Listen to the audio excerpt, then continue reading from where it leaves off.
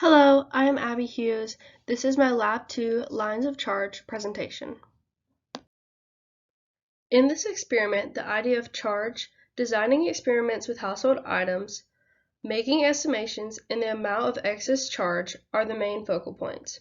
The purpose of this lab was to observe visual interactions of charged objects. The charged objects in this case are pieces of clear tape. After observing the interactions, the excess charge on one piece of tape must be determined. A computational model of the two charged tapes exerting force on one another must be created. This model would then be used to estimate the amount of charge on one piece. The charges on the tape must be evenly distributed to properly create the model. The models and fundamental principles that we used here are Coulomb's law and electric field.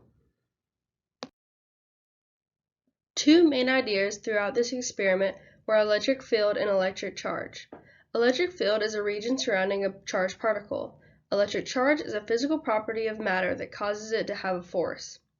The assumptions throughout this experiment are ignoring air resistance on a moving object, and each U-tape has the same amount of charge evenly distributed along the length.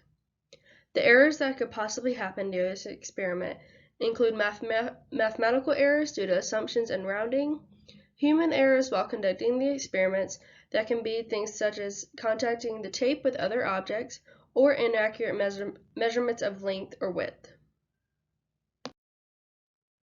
The experimental procedures for this lab was placing a piece of tape on a flat surface, making two U-tapes.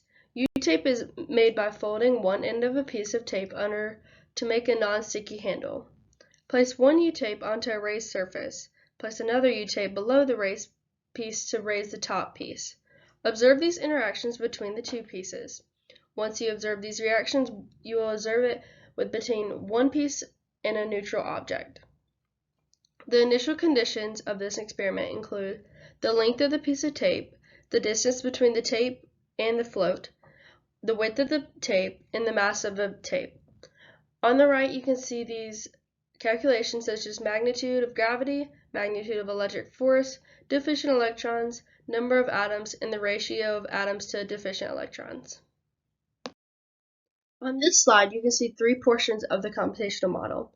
On the far left, you can see a code that includes the physical constants, observed values, and the calculation for the electric field. In the middle, you see the line of charge and the tapes.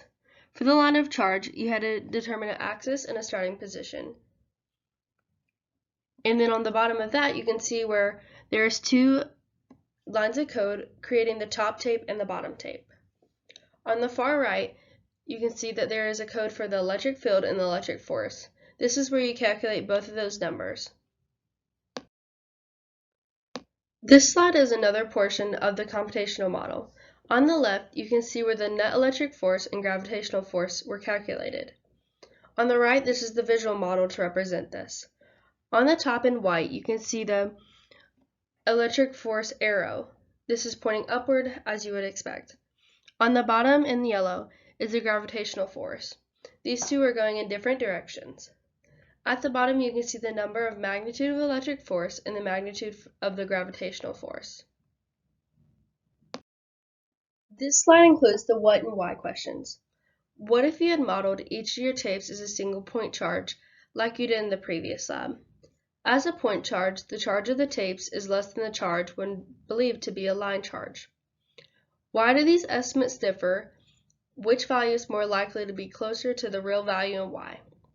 Line charges are much more accurate representations than point charges. Line charges take into account cancellations of charges, therefore the values should be different and more accurate.